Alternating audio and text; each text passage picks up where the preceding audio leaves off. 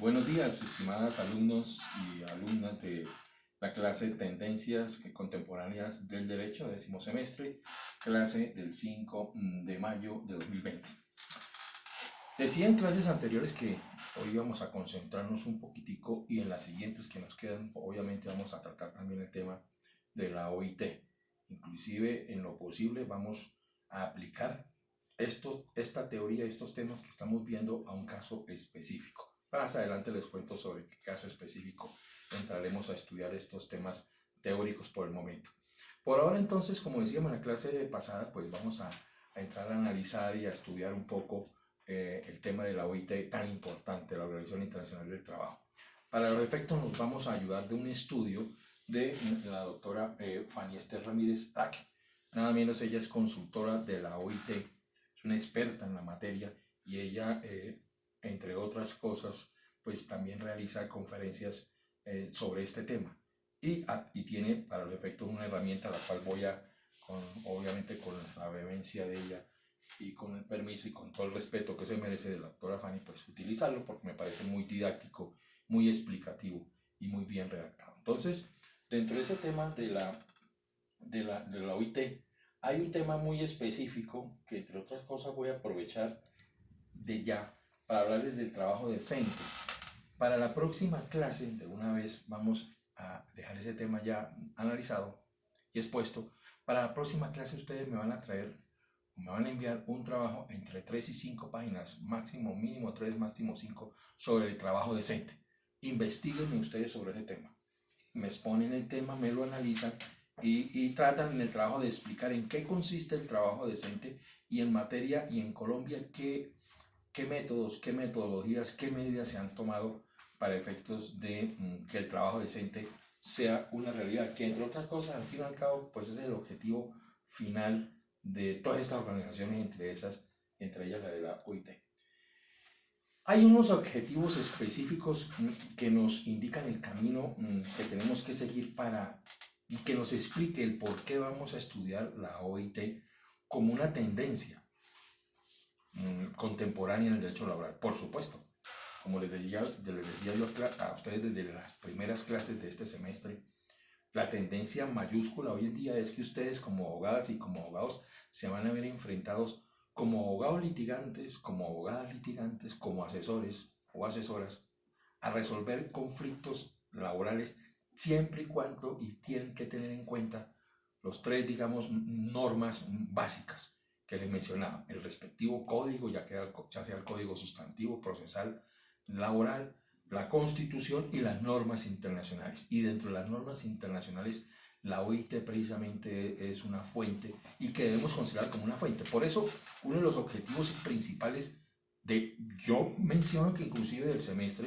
pero específicamente el tema de la OIT, es esa, que reflexionemos sobre esa realidad y la necesidad de que los actores de la relación laboral adquieran habilidades en el manejo de las NIT, o sea, las normas internacionales del trabajo producidas por la OIT. O sea, la idea es que ustedes, como abogadas y como abogados, manejen las normas internacionales del trabajo y especialmente las normas de la OIT para efectos de aplicar hoy en día la solución de los casos específicos del derecho interno, las normas internacionales. Digamos, ese es el primer objetivo, que ustedes vean la necesidad. Y segundo, sembrar también en ustedes esa inquietud sobre la importancia que tienen las normas internacionales como fuente del derecho.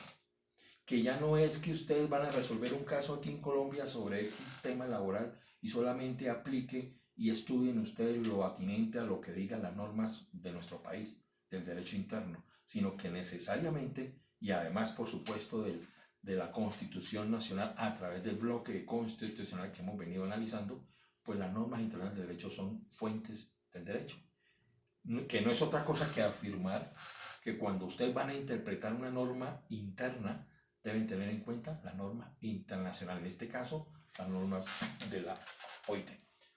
Muy bien.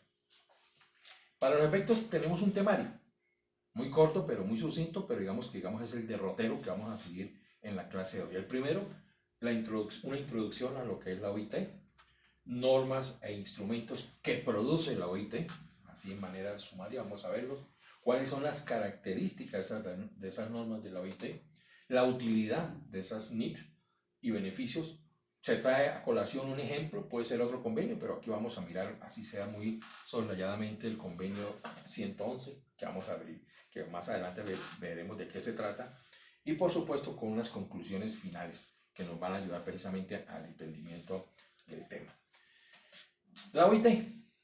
La OIT tenemos que en principio tener en cuenta que es la única, esa es lo importante de la OIT, que es la única agencia tripartita del sistema multilateral. Cuando decimos tripartita es que está conformada por trabajadores, empleadores y el gobierno. Es decir, en la solución de los conflictos laborales internacionales, en lo que tiene que ver con las convenciones que se vayan a aprobar, con las recomendaciones que se vayan a formular, siempre debe ir presidida por lo que opinen los trabajadores, por lo que opinen los empleadores y por lo que opinen los mismos estados como tales. Por eso es tripartita. Sistema que inclusive a nivel nacional, a nivel interno, se utiliza. Cuando se generan ciertos conflictos dentro de alguna empresa, siempre hay un representante del sindicato, un representante del empleador y a veces y generalmente un representante del gobierno. Porque ciertamente cuando se trata de resolver un conflicto económico entre trabajadores y empleadores, pues esa presencia tripartita es importante para que ese sistema, que es muy democrático, resuelva el conflicto pertinente. Ahora, también hay un compromiso y la idea es generar, a través de todos estos lineamientos y derroteros que señala la OIT, pues generar al fin y al cabo que un trabajo decente, que es el trabajo que ustedes me van a presentar. ¿Qué significa un trabajo decente? Que en suma, como ocurre hoy en el país, en nuestro país Colombia, no es cualquier trabajo, que desafortunadamente algunos gobiernos lo han entendido así, ya no tanto, ya hay esas tendencias contemporáneas también están enfiladas no solamente en lo jurídico sino en lo político. Afortunadamente ya en lo político y en los discursos de los distintos candidatos a las distintas corporaciones públicas, llámese Congreso, llámese Presidencia de la República, etcétera, siempre dentro de la argumentación que se genera a nivel político está muy de presente el generar trabajo decente, es decir, no cualquier trabajo.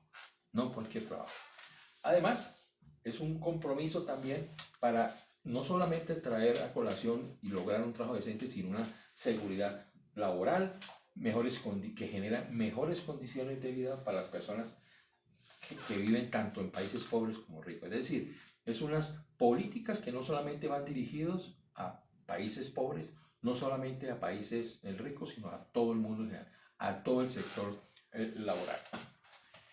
Pero hay un objetivo primordial importante que hay que recalcarlo, como lo he venido diciendo a través de esta clase, que el objetivo primordial de la OIT es promover oportunidades para que mujeres y hombres puedan obtener, y vuelve el tema, un trabajo decente y productivo en condiciones de libertad, igualdad, seguridad y dignidad humana, así como lo dijo el presidente de la OIT en esa época, el señor Juan Somavia, director general de la OIT en esa época. Y tiene mucha razón, porque es que un trabajo decente consecuencialmente trae ¿qué? Productividad, que no es otra cosa que decir si usted tiene en su empresa y sus trabajadores están trabajando decentemente, eso trae un efecto muy importante para la empresa, porque sus trabajadores van a trabajar con mucho amor por la empresa, con mucho sentido de pertenencia, que es lo importante, y eso genera por supuesto que la empresa va a producir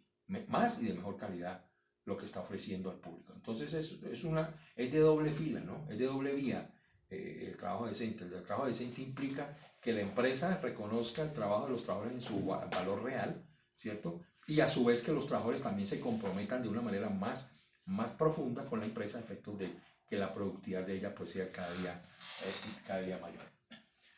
Pero a su vez, además de este objetivo primordial, existen 4 objetivos estratégicos. ¿Cuáles son? Veamos. El primero, promover y cumplir las normas y los principios y derechos fundamentales en el trabajo. Entonces la OIT, dentro de sus funciones, dentro de sus objetivos específicos, es que las normas que se produzcan en la OIT, pues que se apliquen y se cumplan dentro de las relaciones laborales.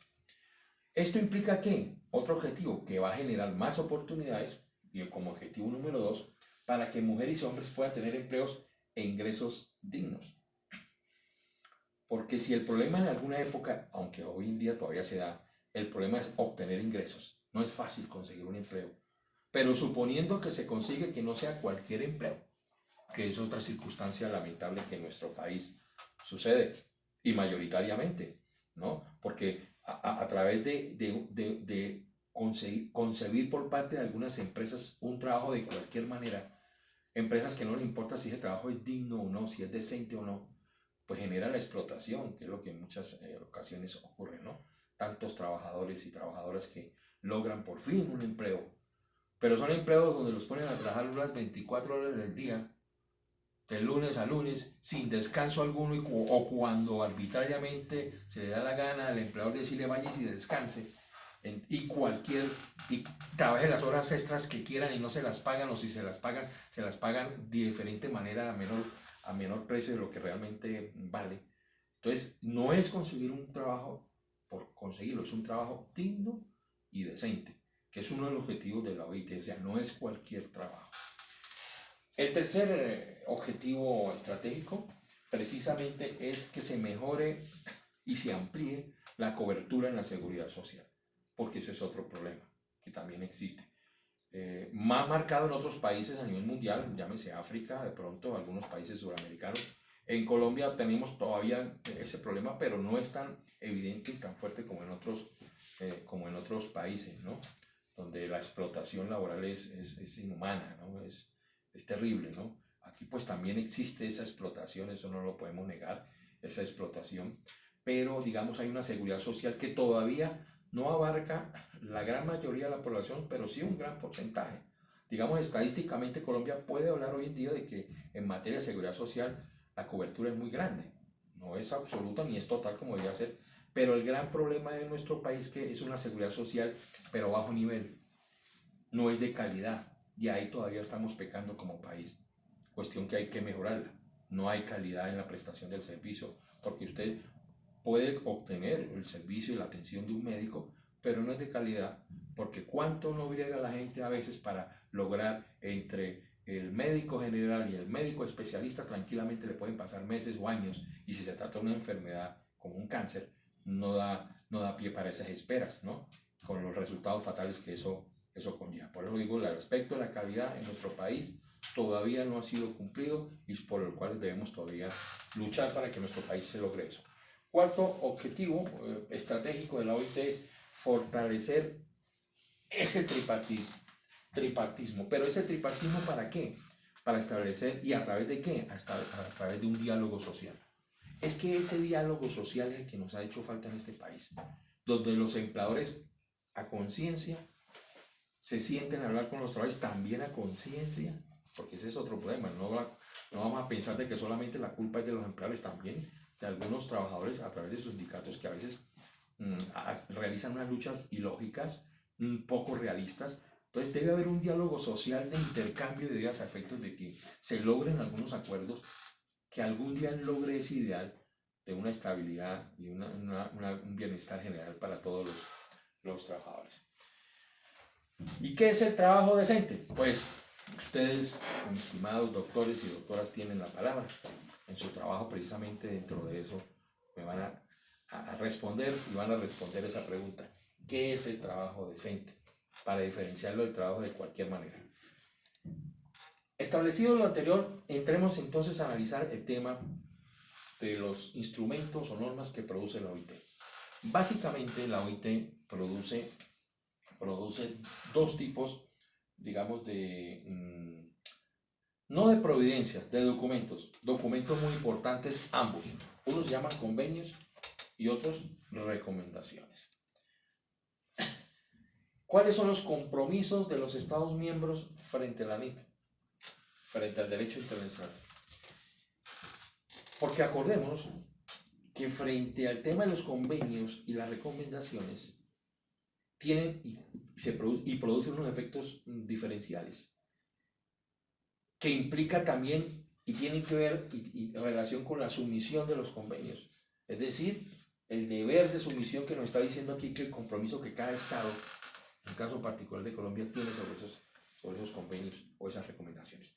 Los convenios, acordémonos, ya lo he mencionado en clases anteriores, es un tratado.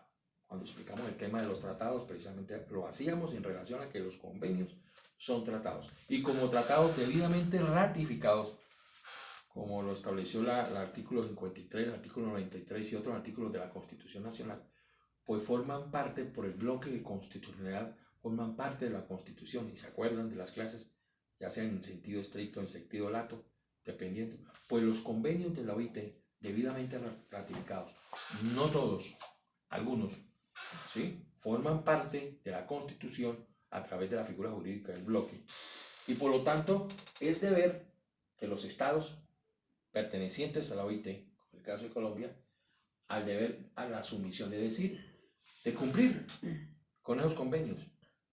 Segundo, frente a los convenios ratificados por la OIT, a través de ellos los estados adquieren obligaciones internacionales, por aquello del fenómeno del Pacta Sunt Servanda, establecido en la Convención de Viena, tratado que también está aprobado y ratificado en nuestro país. Luego, entonces, nosotros como país Colombia, por la Convención de Viena y por la OIT, ambos ratificados por Colombia, ¿sí?, debemos aplicar los convenios de la OIT de manera obligatoria. No es si el gobierno quiere o no, es que obligatoriamente los debe cumplir, porque vuelvo y reitero, esos convenios, la gran mayoría de los convenios de la OIT, los que tienen que ver con los derechos humanos, forman parte de nuestra norma, aplicables a la normatividad interior, porque forman parte de la Constitución a través del bloque de Constitución, que no pierdan de vista además ese aspecto. Y por lo tanto, como es obligatorio, los estados tienen el compromiso y el deber de tomar todas las medidas pertinentes para cumplir esas obligaciones internacionales.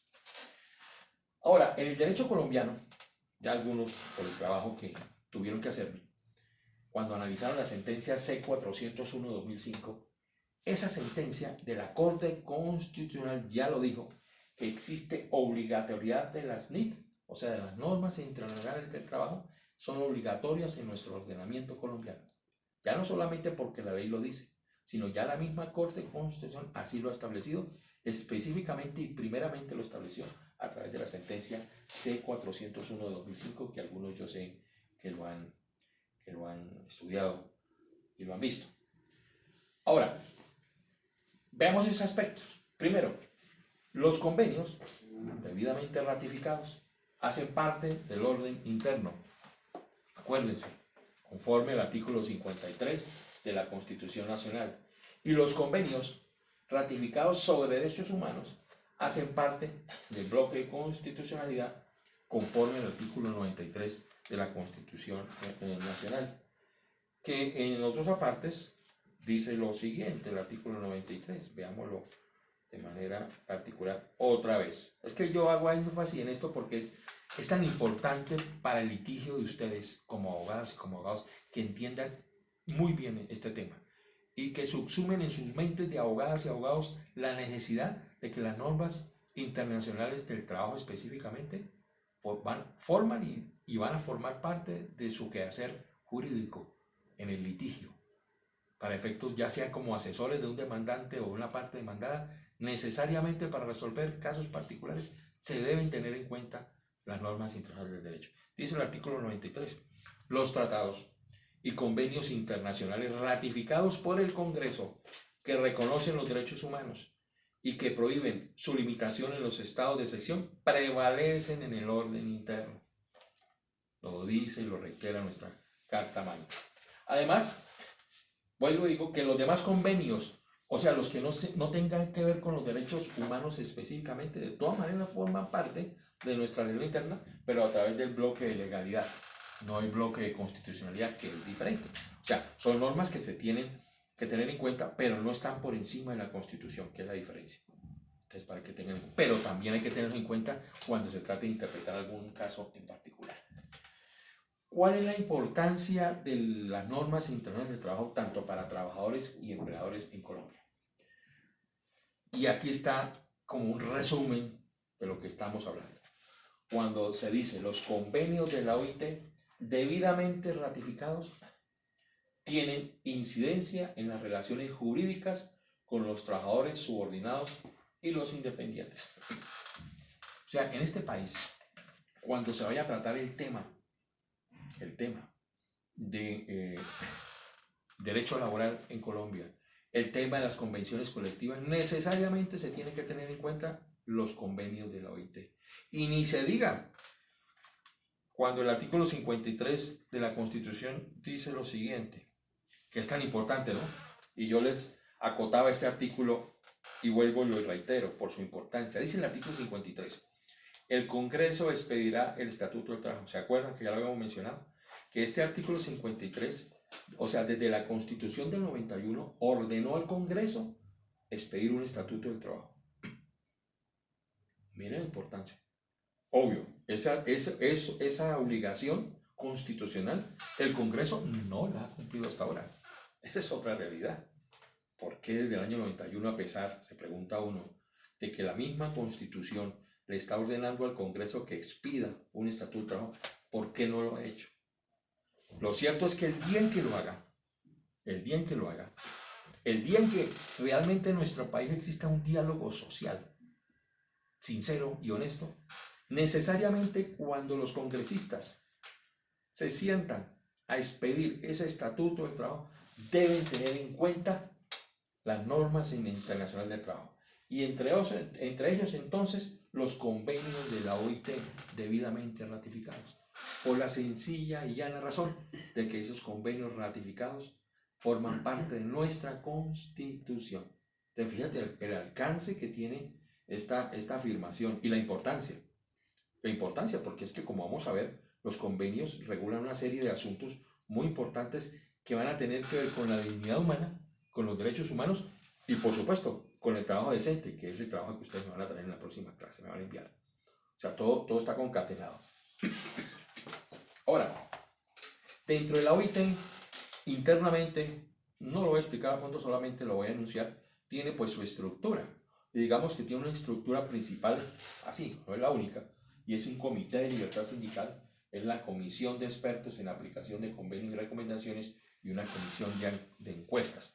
O sea, es un organismo debidamente estructurado, debidamente formado y que nació, como seguramente de pronto lo veremos en la próxima clase, cuando nació la OIT, tuvo un nacimiento un poco irónico en esta vida, digamos, e importante, tan importante como lo veremos en la próxima clase, que la creación de la OIT, uno de sus objetivos principales era el logro de la paz. Acordémonos que estábamos enseguida de la Primera Guerra Mundial, Segunda Guerra Mundial, en ese ambiente tan explosivo, tan radical, tan inhumano, pues surgió y salió avante la sensatez de nuestra raza humana y creó una entidad, por cierto, muy importante a nivel mundial, que es la OIT. Eso lo veremos, pero digamos internamente tiene su propia, obviamente, su organización.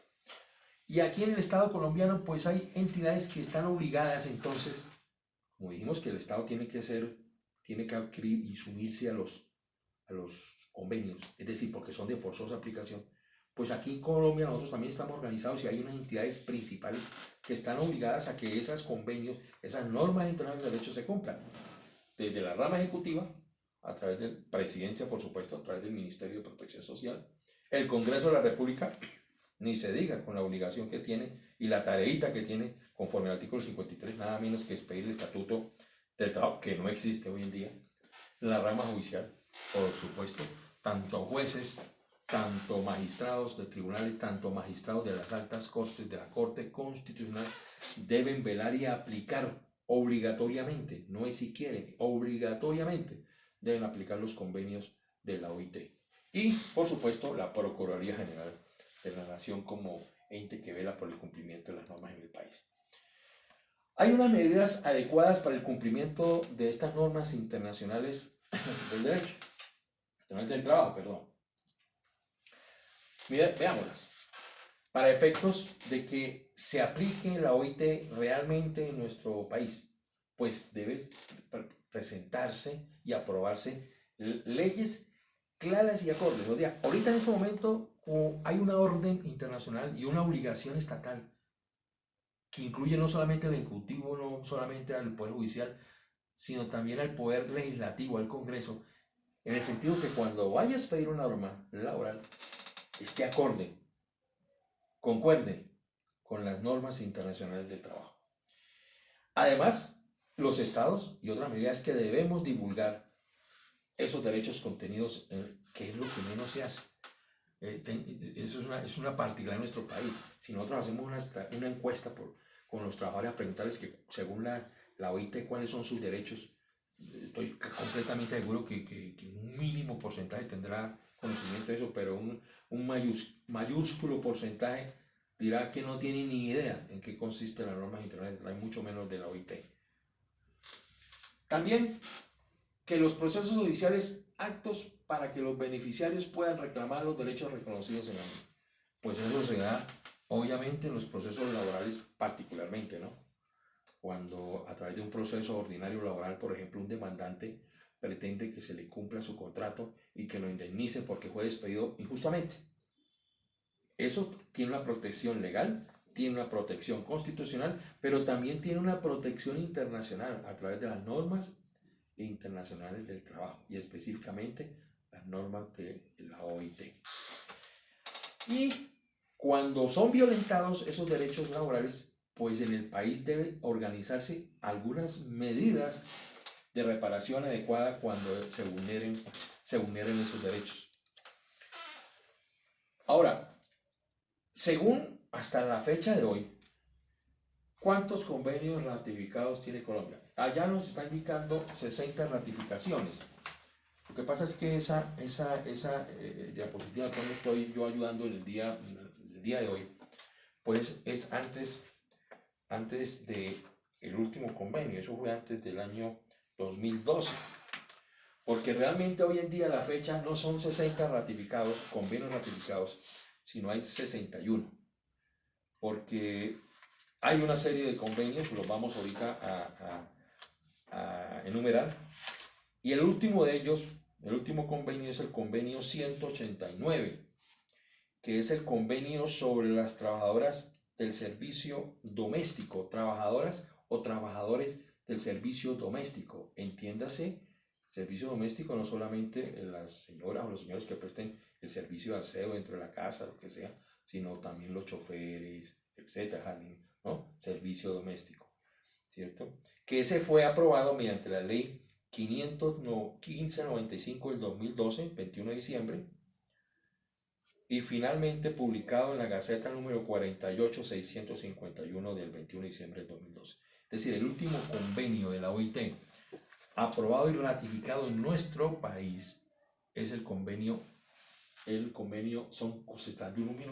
número 189, que se convierte en el convenio número 65 ratificados aquí en Colombia.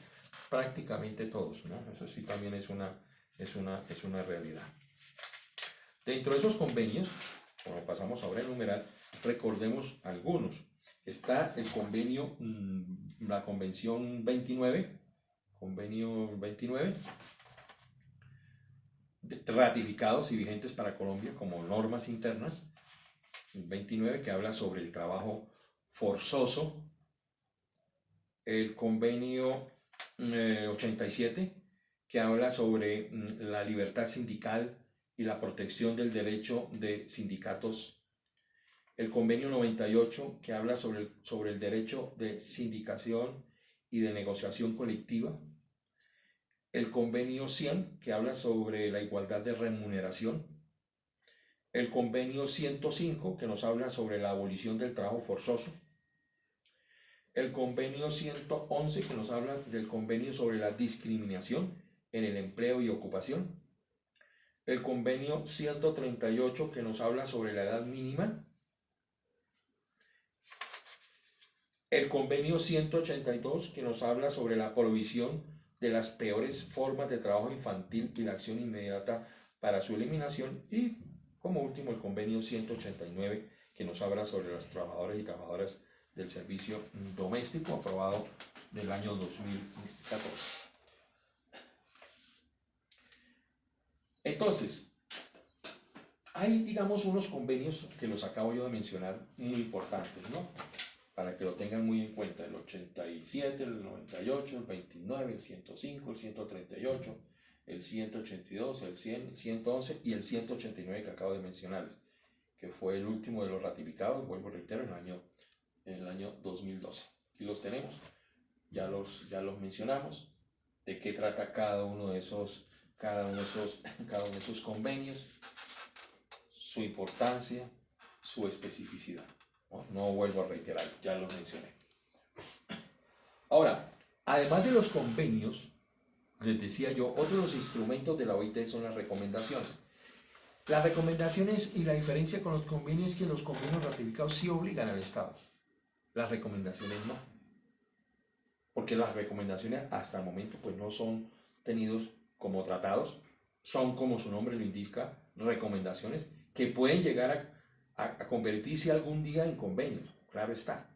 De hecho, eso es una de las formas en que la OIT funciona. Va a un país, lo analiza, lo mira, le presenta algunas recomendaciones a ese Estado: mire, haga esto, haga aquello, y finalmente puede convertirlo en un convenio. Ya cuando sea el convenio ratificado por los del respectivo Estado, forman parte de nuestra legislación. Entonces, ¿qué son las recomendaciones? La sentencia 468 de 1997, sentencia de la Corte Constitucional, pues nos definió ese punto cuando nos dijo: son pautas, directrices, no son convenios, no requieren de ratificación. Obvio, no son convenios, los convenios sí requieren ratificación para obligar a un Estado, las recomendaciones no.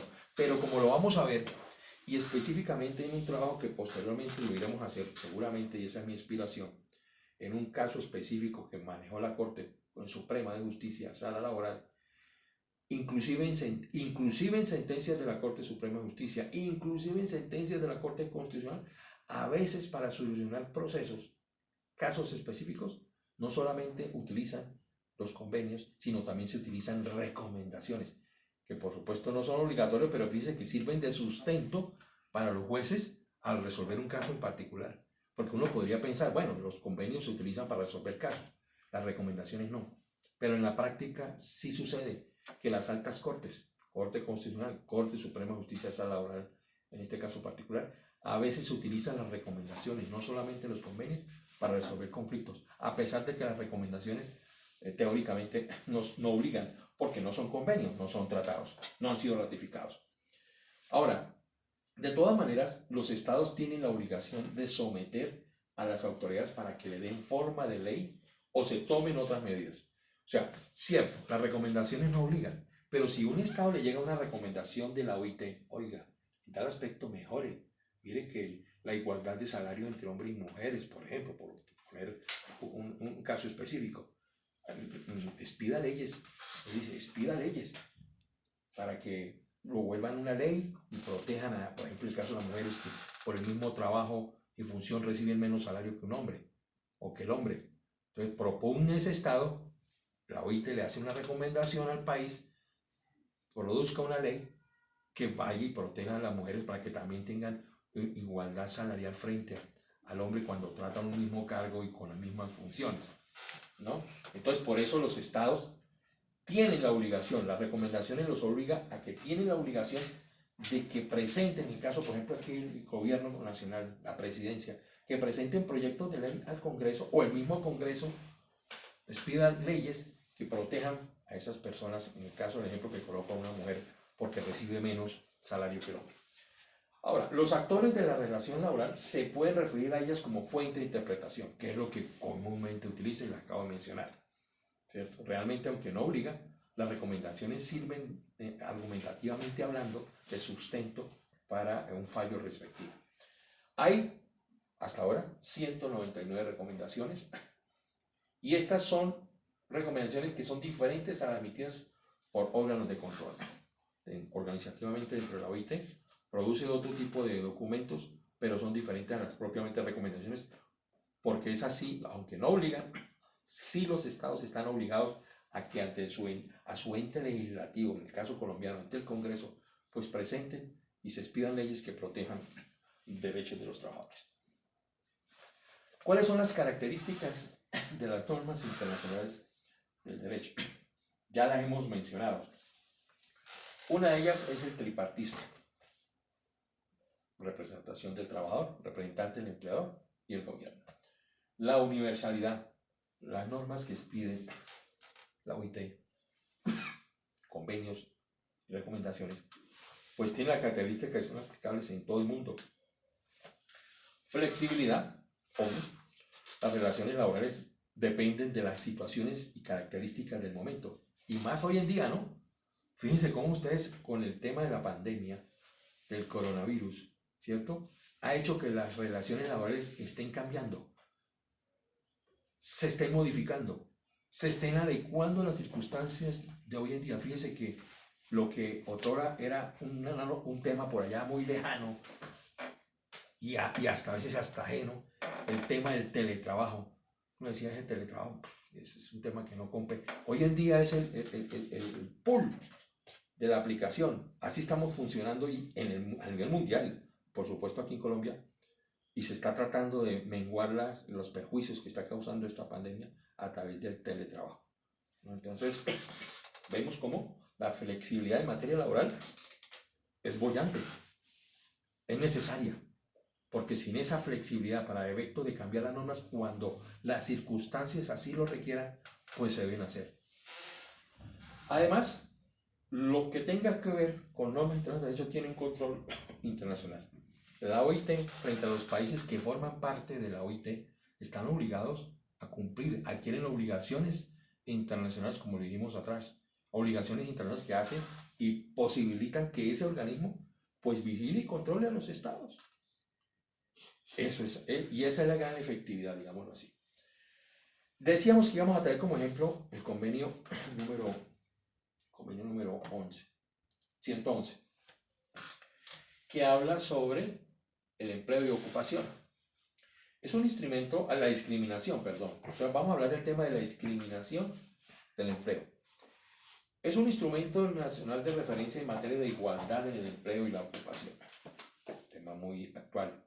A pesar de que, mire, eso viene hablándose del año 1958, tiempo atrás. Pero es muy actual, porque es que la violación de los derechos de los trabajadores siguen aún muy vigentes, muy latentes. Y por esta época, se atreve uno a decir que bastante. Ese convenio de la OIT, el 111, fue ratificado porque la ratificación en qué consiste, en que el Congreso expide una ley donde dice, ratifico ese convenio. Pues la ley es la ley 22 de 1967 y ratificado en 1969. Veamos algunos puntos sobre ese convenio. ¿En qué consiste esa discriminación según ese convenio del 111? Está establecido en los parágrafos 23 y 24. Primero, es cualquier distinción, exclusión o preferencia basada en motivos de raza, color, sexo, religión, opinión política, ascendencia nacional u origen social, que tenga por efecto anular o alterar la igualdad de oportunidades o de trato en el empleo y la ocupación.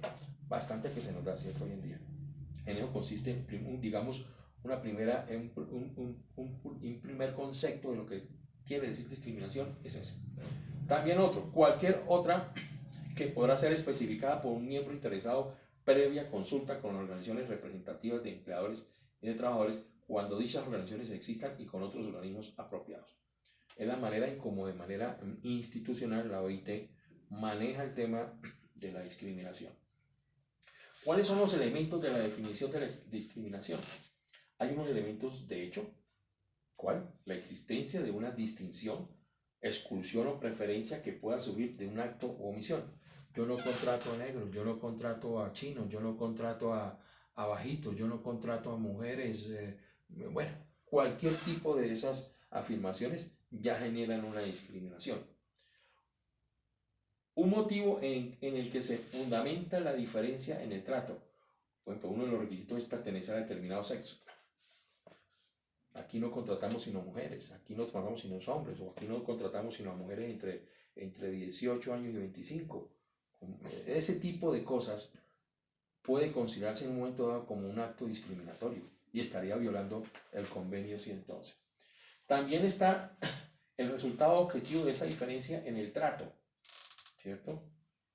En el trato que usted le da a la persona. Si usted es de extracción humilde, entonces usted le da un trato despectivo, pero si es una persona de origen aristocrática, ¿no? Entonces el trato, o sea, usted hace diferencia dependiendo de qué familia viene o no viene. Eso es discriminación también. ¿Qué no es discriminación? Por ejemplo, las distinciones, exclusiones o preferencias basadas en las calificaciones exigidas para un empleo determinado no serán consideradas por discriminación. Claro, si una empresa requiere un jefe del departamento químico de su empresa, pues obviamente va en el perfil del cargo de las personas que accedan a ese cargo, pues tienen que saber de química, tienen que ser por lo menos ingenieros químicos, supongo yo, pero usted no va a contratar ahí, por ejemplo, un abogado a ser jefe del área de química de la empresa, de un laboratorio, un abogado, ¿qué hace ahí? Entonces, el exigir ciertos estudios no implica discriminación, eso es lo que dice eso, que hay ciertas cosas que no obvian, hay cargos, hay empleos muy especializados y no cualquiera puede ocuparlos. Medidas que afecten a una persona sobre la que recaiga sospecha legítima que se dedica a una actividad perjudicial para la seguridad del Estado.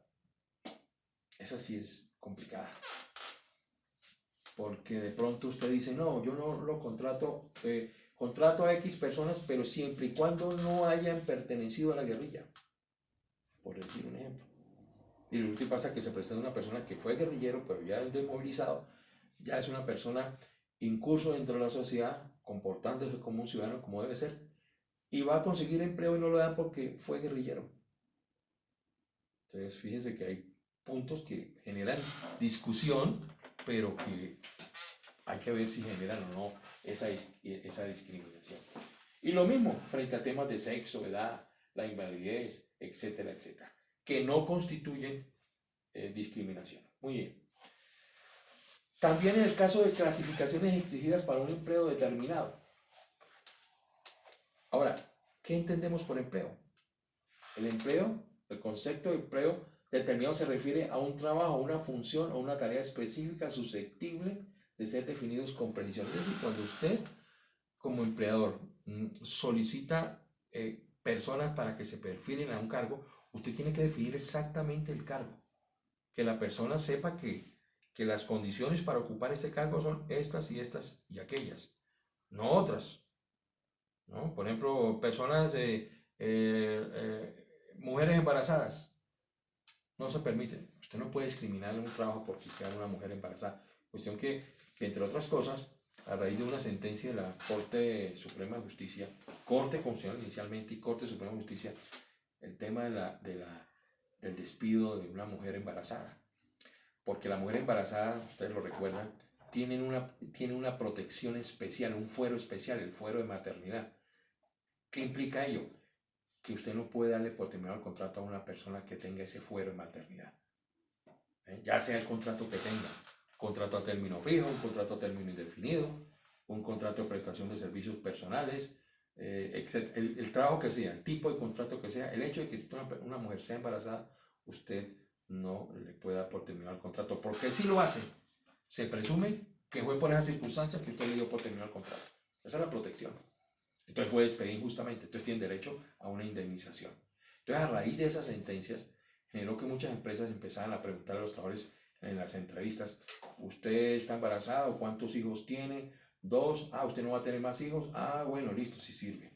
Y usted empieza a clasificar a las personas por ese concepto del embarazo, si ya tiene hijos. Eso es discriminatorio y eso no se puede hacer. La OIT, ese convenio específicamente el que estamos ahorita analizando como ejemplo, y entonces pues no lo permite. Ahora, y algunas otras circunstancias que no vale la pena en este momento pues hacer como énfasis.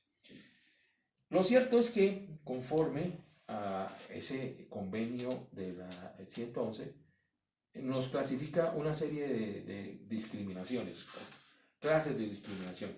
Está la discriminación en derecho, discriminación en la práctica, discriminación directa, discriminación indirecta, discriminación implícita o encubierta. O sea, lo que más o menos hemos estado hablando, alguno de esos se nos clasifica allá. Pero fíjense cómo el convenio 111, a pesar de que los convenios generalmente son muy generales, especifican ciertos conceptos para que entremos y nosotros podamos definirlos, ¿no? cuando vayamos a resolver en forma precisa. Ahora, se trae a colación una discriminación por sexo en acceso al trabajo. El caso, el accionante, analícelo. El accionante venía ocupando el cargo de auxiliar de servicios generales, con derechos de carrera en una entidad oficial. Ese era el caso. La entidad fue reestructurada y el cargo de auxiliar de servicios generales en adelante iba a ser ocupado por una mujer, razón por la cual el demandante fue retirado por supresión del cargo con la respectiva indemnización. Que era un hombre, venía ocupando el cargo de auxiliar de servicios generales en una entidad oficial con derechos de carrera. La entidad la reestructuraron y como al reestructurar dijeron no, ese cargo debe ser ocupado por una mujer, a ese señor le terminaron el contrato, lo indemnizaron, pero hay una discriminación por sexo, no pueden hacerlo, está prohibido, está prohibido. Conclusiones. Podemos concluir lo siguiente con lo que hemos dicho en el día de hoy. Las NIT, las normas internacionales de trabajo, son estándares mínimos internacionales. No es lo máximo. Es lo mínimo que las empresas, los empleadores tienen la obligación de cumplir, lo mínimo que un trabajador hoy tiene derecho y lo mínimo en el cual el gobierno del Estado debe dirigirse y que obliga entonces al Estado a esos mínimos. Tienen legitimidad las normas internacionales porque tienen un origen tripartito, porque es que esos convenios de la OIT son aprobados por un representante de los trabajadores, por un representante de empleadores y por el gobierno. O sea, esos convenios vienen aprobados por las tres partes, por eso obligan, esa es la legitimidad, eso lo hace legítimo, eso lo hace obligatorio. No es que a alguien se le ocurrió por allá un trabajador, oye, inventemos esto en convenio, o un empleador, o un gobierno, no, los tres, eso le da legitimidad. Ayudan al logro de un trabajo decente y a la paz permanente de los estados. Ayudan a contribuir a los fines constitucionales del Estado colombiano y amplía el horizonte del derecho interno. El pacto pide a gobiernos, finaliza así, y organizaciones que representan trabajadores y empleadores que trabajen unidos, que llamamos el diálogo social, trabajen unidos para enfrentar de manera colectiva la crisis mundial del empleo a través de políticas alineadas con el programa de trabajo decente de la OIT. Y fíjese que eso es lo que se debe lograr hoy en día con el problema tan mayúsculo en que está el mundo entero, con el tema de la pandemia. Porque para ustedes no es desconocido la cantidad de empresas que en este momento están quebrando, están quebradas, el mayor desempleo que hay en este país obliga a que trabajadores, empleadores y gobiernos de una manera tripartita se unan para resolver ese mayúsculo problema, para que nos traiga la paz. Fíjese, es la paz, porque si no se logra eso, va a generar una violencia, y una violencia muy peligrosa en nuestro país. Por lo tanto, es importante que estas normas de derecho internacional sean cumplidas. Muy bien, por ahora entonces terminamos la clase, les agradezco su presencia, vuelvo y les reitero, me mandan un link, que quede constancia, un comentario de su código, su nombre, donde quede constancia de su asistencia. Y nos vemos entonces en la próxima clase. Muy buenos días, que estén muy bien.